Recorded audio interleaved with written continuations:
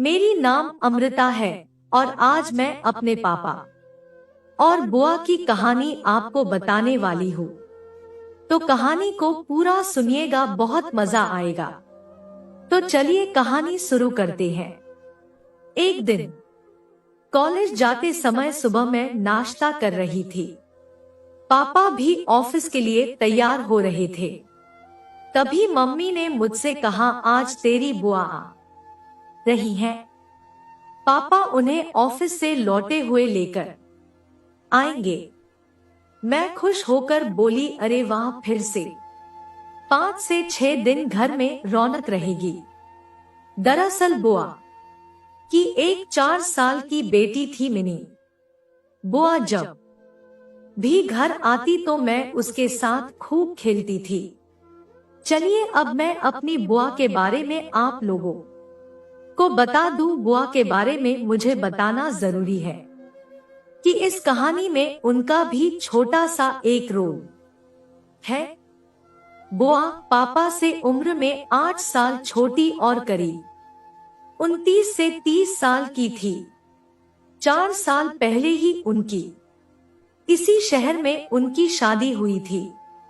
फूफा जी का बिजनेस था तो 2 से 3 महीने में एक बार वो बिजनेस के चक्कर में 3 से 4 दिनों के लिए बाहर जाते थे।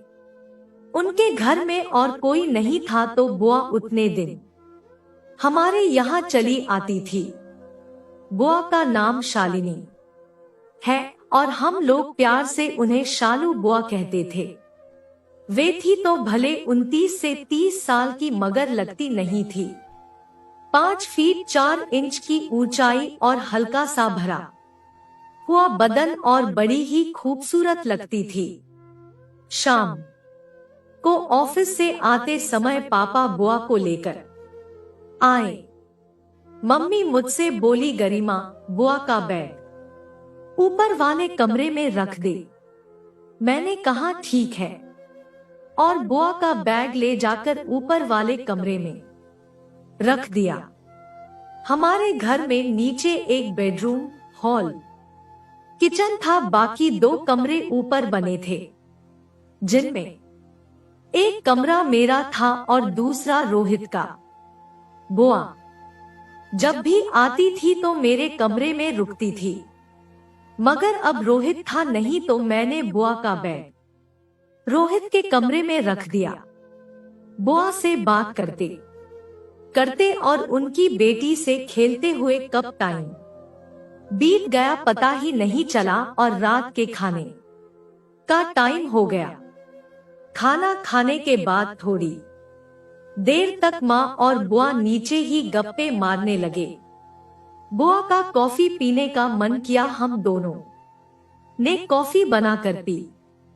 बातें करते करते रात 11:30 बज गए।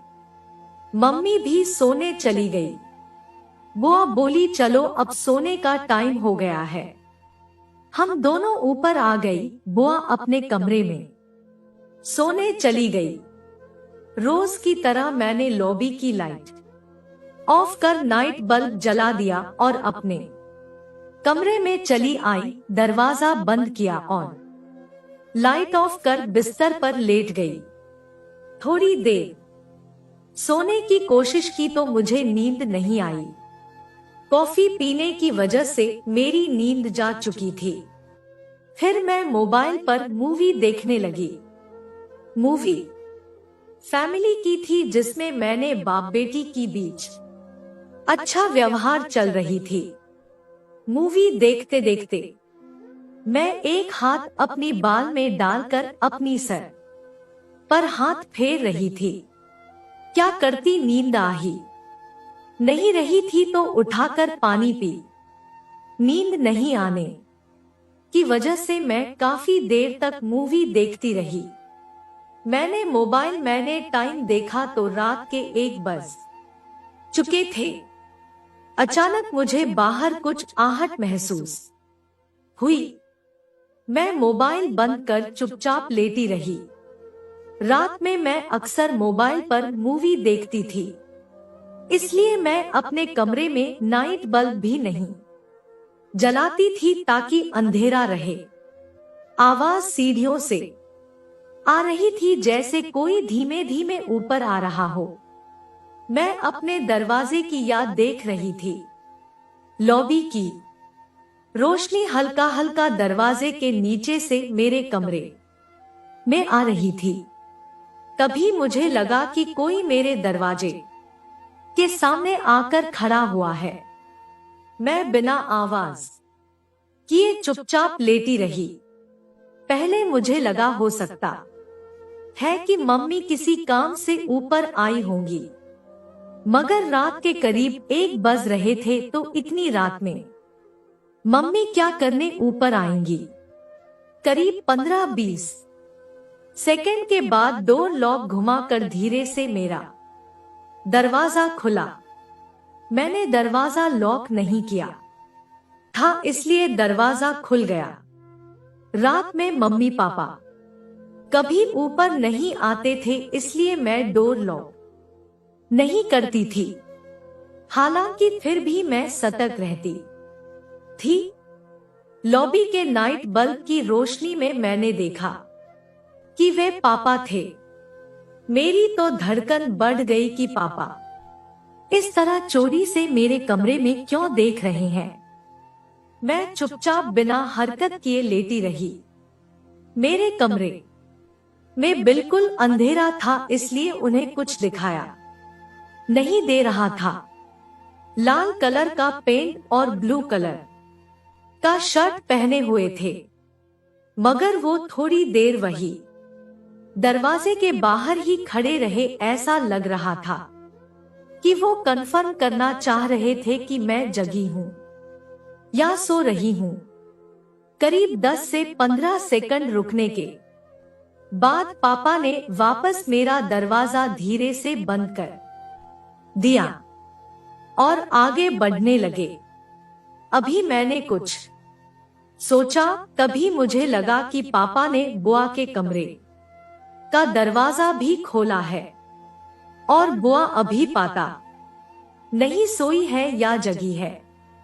मेरी समझ में नहीं आ रहा था कि आखिर पापा क्या कर रहे हैं और क्या करना चाहते हैं। अगर इनको कोई काम रहता तो आकर जागते, लेकिन ऐसे चोर की तरह कई आए हैं।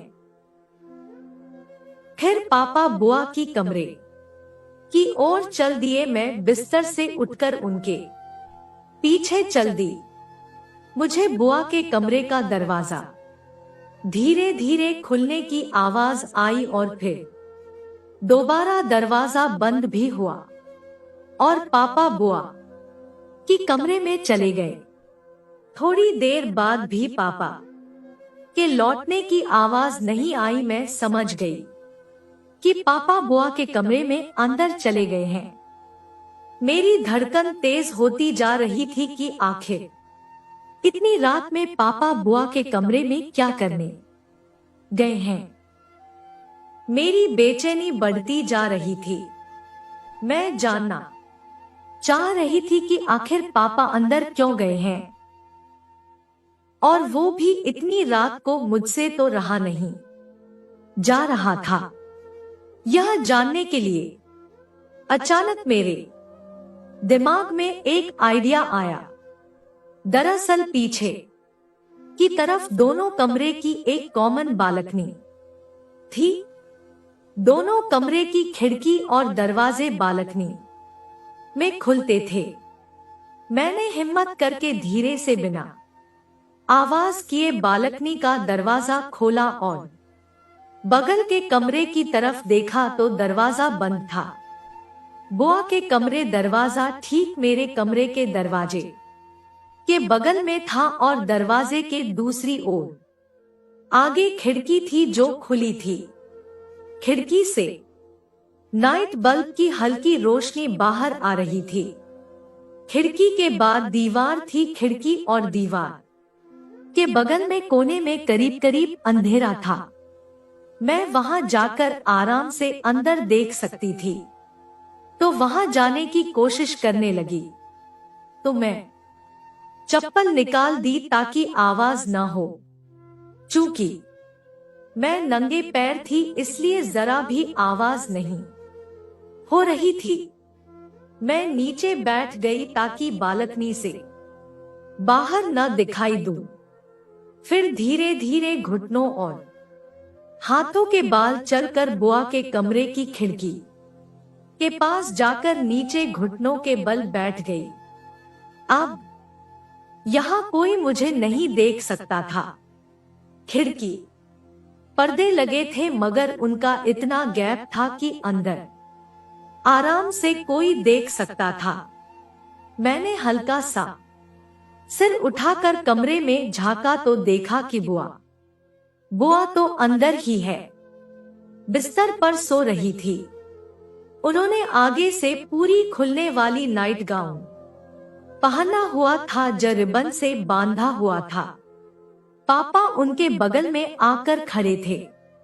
अचानक बुआ के सिर के पास पापा नीचे घुटनों के बल बैठ गए और धीरे से कुछ बातें कर रहे थे। यह देखते ही मेरा तो कलेजा मुंह को आ गया। यह तो लग रहा था कि पापा कर क्या रहे हैं।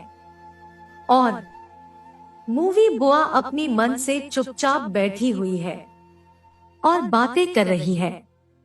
मुझे लगा कि अगर बुआ जग गई तो क्या होगा, कहीं गुस्से में चिल्लाने न लगे और नीचे मम्मी जग जाएं, तुम सीधे बवाल हो जाएगा, मम्मी ऊपर आ जाएगी तो पापा का खैर नए, यह तो मैं देख रही हूँ इसलिए चुपचाप हूँ। अगर मम्मी देख लेती तो क्या होता।